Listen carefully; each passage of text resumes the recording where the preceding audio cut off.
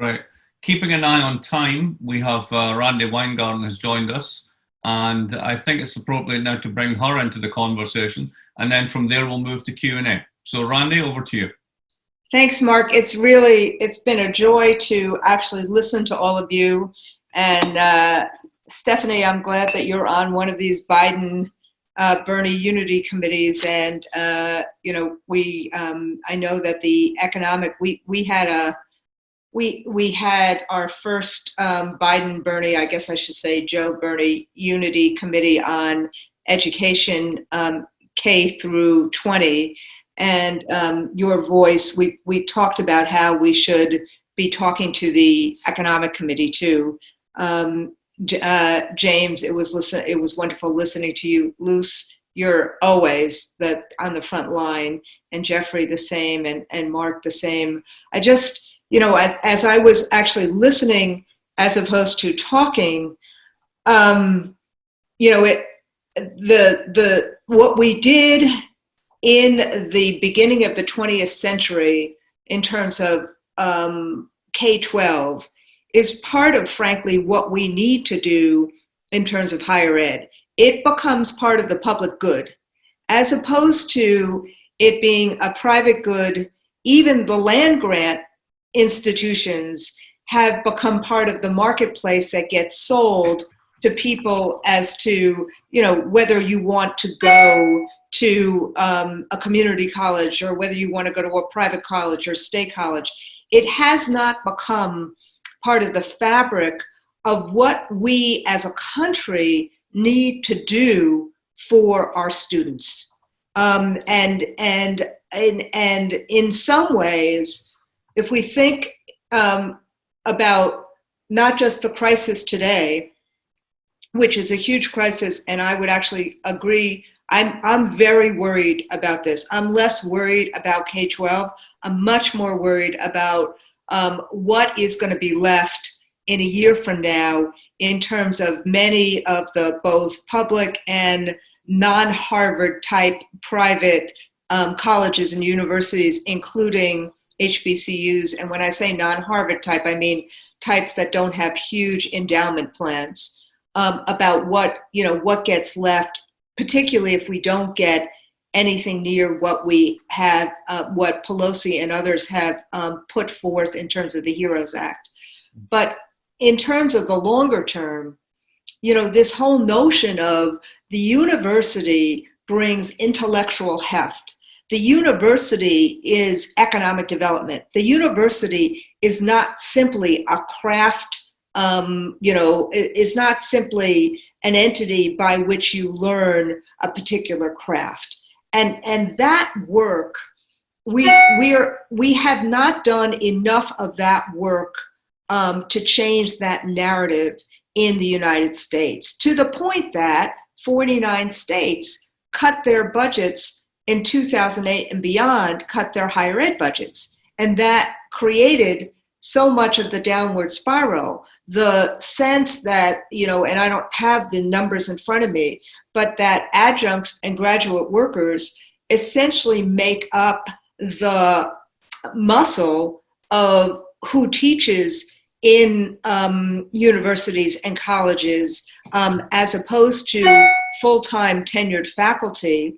And that adjuncts, and Alyssa Picard and our higher education division just put out another report on contingent faculty, and the level of poverty in terms of contingent faculty and adjuncts even before this was intense and immense, and yet they are what the muscle is in terms of this. So we see it from the narrative sense of that the United States should be an intellectual capital that includes the importance of the work that gets done in a university, as opposed to simply what is the commerce aspect of the university, what is the career tech ed aspect, and that's going to require a bunch of shifts in terms of long-term, in terms of narrative. The second piece is that the university is where you can have real discussion of issues and ideas which is absolutely essential in what is our now polarized environment. The third is not just how do we actually pay for kids who go and level the playing field, but also how do we pay for the employees in a university? And so all four of these things, I think, are in extremis right now.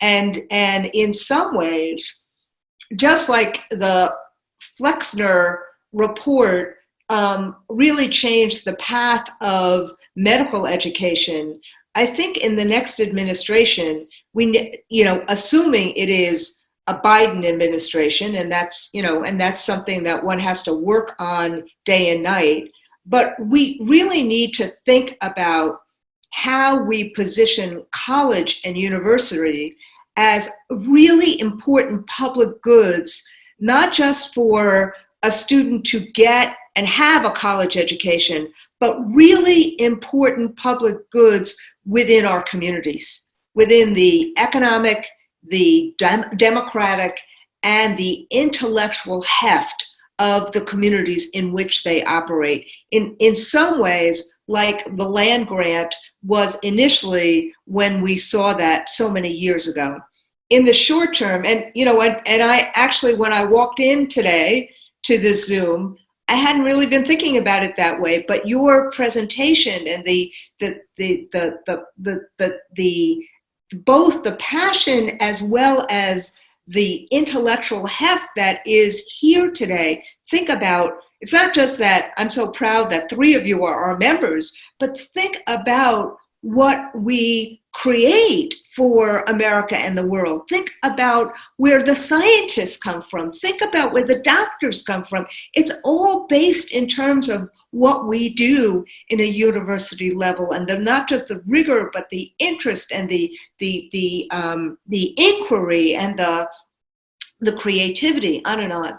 But what I also want to say is this moment, and this gets back to what Luz said earlier, our job as a union movement is to do everything in our power to move McConnell from an obstructionist to someone who will negotiate a package so that we can actually save Americans, not rich, not the people. Look what Zuckerberg and Bezos have already done. They've actually made more money off of this crisis. But what about everybody else? What about the working people in America? What about the states and locals and school districts and universities who have actually gotten us through this? You look, Stephanie, in terms of Stony Brook, your university, and what it's done in terms of ensuring that Long Island is cared for and protected. You look at all throughout the country, what's been happening in terms of our university systems, our medical colleges, our hospitals, particularly the ones who are publicly funded and minded. And so we need to, we need to actually make the fight, not just talk about it, but actually make the fight, which our union and ASME have decided that we're going to be attached at the hip starting on Tuesday, a 4-week, $2.5 million campaign, ads, social media, earned media, to do what we did, even though we weren't successful. It took Mike Pence to do the tying vote for DeVos to become Secretary of Education. And what we must do is get 5 million calls, letters from Americans all across America about how this funding, including school-specific funding for higher ed and K-12, is absolutely essential for America to recover. And that is the obligation that we are taking on as AFT. We are doing it with ASME. We are starting this whole campaign on the day after Labor Day with one of our Tuesday teletown halls with Nancy Pelosi on. And that's part of the organizing and activism we have to do. The good news, is we start with with Americans getting it, meaning they are 84% of Americans, when asked the question about should we provide should the federal government, should Trump, McConnell, the Senate, the House of Representatives, this poll was done before the HEROES Act was passed, should we do the $1 trillion that Pelosi proposed for state, local, cities, towns, schools, and universities? 84% said yes. They understand that in order to actually recover, we have to do what states and localities have done thus far: care, feed, engage, and create and protect people in America. It's been the governors, it's been states, it's been cities, it's been universities, it's been schools that have done that. And of that 84%, 70% are Trump supporters. So we have to actually figure out ways to ensure that we can get this done through an activist lens. And that's what we're going to try to do. Last thing I'll say, somebody's at my door, so I'm going to try to get it. Last thing I'm going to say for a moment is the reopening issues are really, really, really important. And we put out a reopening plan. We spent a lot of time talking to the public health folks in some of your universities to try to marry the needs of children and young adults with the needs of with the public health constraints.